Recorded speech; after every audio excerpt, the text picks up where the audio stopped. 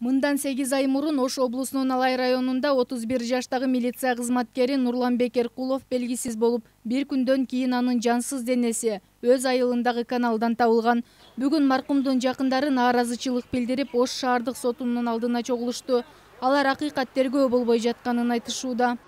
Биз нааразы болгонубуз Эрназар дегенди чыгарып кеткен. Ал жерде ошол үйдө происшествие болгон жерде ошонун аялы болгон, апасы болгон, ошолорду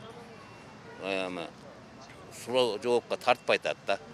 Биз ошо акыйкатыга жете албай кыйналып неме кылып атабыз. Нурланбек Эркулов Алай районунда 2 жыл бою аймактык тескөөчү болуп иштеген. Анын өлүмүнө шектүү катары ошол эле айылдын 3 тургуну кармалган. Бирок кийинчерээк алардын бирөөсү эркиндикке чыгарылып, иш акыйкат тергелбей жатканын маркумдун жакындары айтышууда. Өлүгүнө ошо көпүрөдө таап атпайбы? Булар түндөсү чакырып жүрүп, кандай бала кылып өлтүрүп коюшкан, аябай арматуралар менен, таш көмүлөр менен ургандар болуп атат. Жансыз кылып өлтүрүп коюп анан кийин таап атпайлыбы? Ошону анызгыча сурагы болбой атат, ошого алам кылып чыгып келдик биз дагы. Жаныбыз кыйналып атат биз. Эч ким сурабай атат. Жатты дейт, 3 адамды кармадык деди эле, 3 адам кармалып, үчүнчүсүн чыгарып бериптир 54 жаштагы. Биз ошого нааразыбыз. Неге бейсурак ону чыгарып берет? Неге сурабайт бизден?